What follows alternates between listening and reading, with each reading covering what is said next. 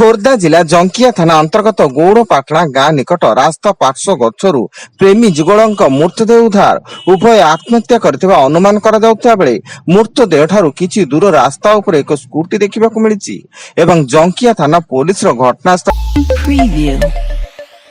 ଭଦ୍ରକ ତିହିଡି କାମ୍ପଡାରେ ଦୁଇ ଗୋଷ୍ଠୀ ମଧ୍ୟରେ ଗଣ୍ଡଗୋଳ ସହ ବୋମା ମାଡ଼। ଏହି ଗଣ୍ଡଗୋଳରେ 7 ଜଣ ଗୁରୁତର ହୋଇଥିବା ବେଳେ 4 ଜଣଙ୍କୁ ତିହିଡି ଏବଂ 3 ଜଣଙ୍କୁ ଭଦ୍ରକ ମେଡିକାଲରେ ଭର୍ତ୍ତି କରାଯାଇଛି।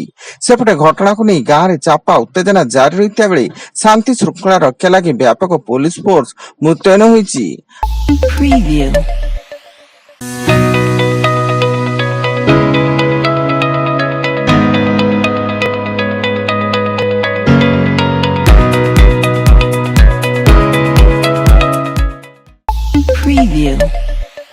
आज आईपीएल 2025 33तम मैच मुंबईर वाखंडे स्टेडियम रे मुंबई इंडियंस और सनराइज हैदराबाद मध्य खेल। उभय दल वर्तमान सुधा समान स्थिति में रही बेले उक्त मैच दुई दल अत्यंत गुरुत्वपूर्ण हो पड़ी। अनुगुल जिला बंतला वनांचल कंचा गाँव में हाथी आक्रमण में जड़े वृद्धंकर मृत्यु। मृतक कंजा गाँव सोमनाथ बेहरा होता बेले सी आंब बगीचा को जीवा बेले हाथी आक्रमण शिकार होते एवं खबर पाई वन विभाग टीम घटनास्थल में तदंत जारी।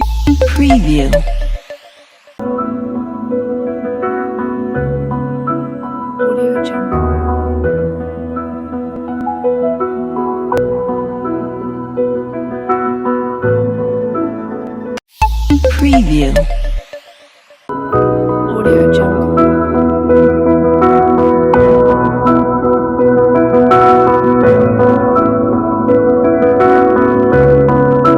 Audio Jungle.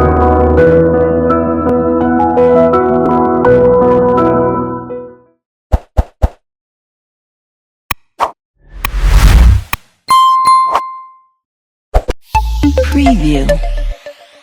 कटक चौदर पुलिस एवं स्पेशल स्क्वाड पक्षर दुई दुर्दांत अपराधी कटास राउत एवं शुभांशु परिड़ा को एनकाउंटर उभय आहत हो कटक एससीबी मेडिकल रे भर्ती थिया बेले सेमानक निकटरू बंदूक सह गुली जबत होईची एवं सेमानक नारे थाना रे 50 रु अधिक मामला रहितबा सूचना मिलिची।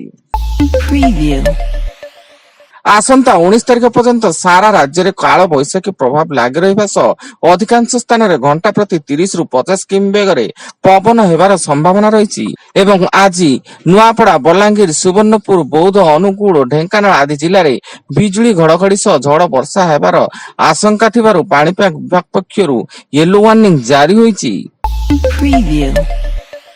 मयूरभंज जिला रायरंगपुर ग्रामांचल थाना तथा हाट बादड़ा फांडी अंतर्गत कारगिल छक पड़िया कुसुमी भगाबंदी प्रभृति अंचल 4टी बेआईन गोरु बोझे ट्रक जबत सह 3 जन ट्रक चालकों को पुलिस गिरफ करिछि एवं अन्य जने चालक फेरार थिया बेले ट्रक रु 105टी गोरु को उद्धार करा जायछि।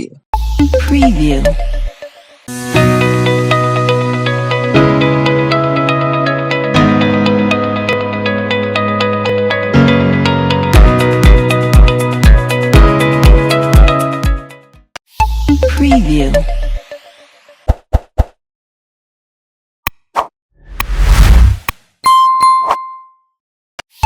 Preview.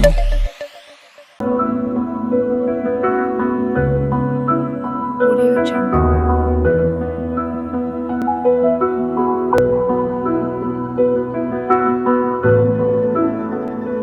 Audio Jungle. Preview.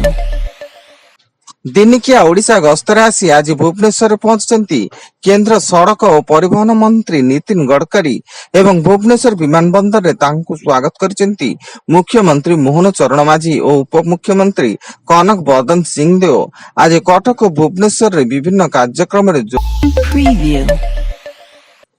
आम आदमी पार्टी पूर्वतन विधायक दुर्गेश पाठक घरे सीबीआई चढ़ऊ फॉरेन कंट्रीब्यूशन रेगुलेशन एक्ट अधीन रुजु होइतिबा एक मामला रे सीबीआई पक्षरु दुर्गेश विभिन्न ठिकाना रे चढ़ऊ चलतिबा सूचना मिलिछि। एवं बिजु जनता दलर सभापति पद पाई नामांकन दाखल कले नवीन पट्टनायक शंख भवन रे से तांका नामांकन पत्र निर्वाचन अधिकारी प्रताप देवଙ୍କ निकट रे दाखल करिसेंती।